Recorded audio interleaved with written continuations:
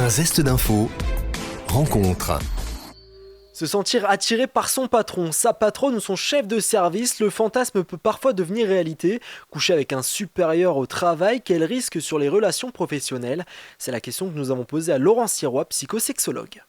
Alors, avoir une relation sexuelle avec son supérieur hiérarchique, rien de très original, hein, ça existe très souvent. Et je dirais qu'il y a deux types de relations. Il y a la relation d'amour, effectivement, on peut tomber amoureux de son chef, comme son chef peut tomber amoureux de sa collaboratrice ou en tout cas sa collègue. Là, l'histoire va devoir s'organiser autour de cette histoire d'amour pour évidemment éviter tout sentiment de jalousie des collègues quand elles vont le savoir, puisqu'il va y avoir un sentiment de privilège pour cette personne élue, hein, qui peuvent être d'ailleurs dans les deux sens, hein, ça peut être aussi une femme chef. Mais je dirais que ça ne fait jamais très bon ménage tout ça, et il serait bon qu'à un moment, un des deux s'en aille de l'entreprise. Ça peut faire de très belles histoires, ça peut faire de très mauvaises histoires aussi, si surtout les couples sont déjà en couple, enfin le couple est déjà en couple. Bon, ça n'aboutit jamais très bien.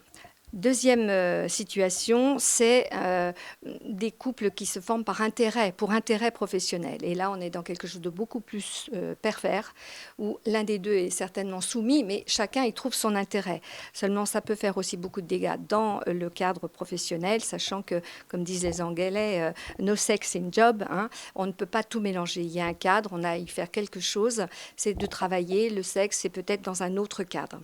Et enfin, vous savez aussi que ce mouvement le mouvement MeToo est venu de ces comportements d'emprise, peut-être de dominant dans une entreprise sur des gens un peu plus fragiles, plus faibles, moyennant quelques avantages, et on arrive quand même à des choses autour du chantage, du harcèlement, et ce n'est jamais très bon pour même le bien de l'entreprise et le reste des collègues. Des propos recueillis par notre beau duo Charlotte Brich et Mathis Godefroy. Vous pouvez retrouver cette rubrique en podcast audio et vidéo sur notre site et application Radio Sensation et sur notre chaîne YouTube.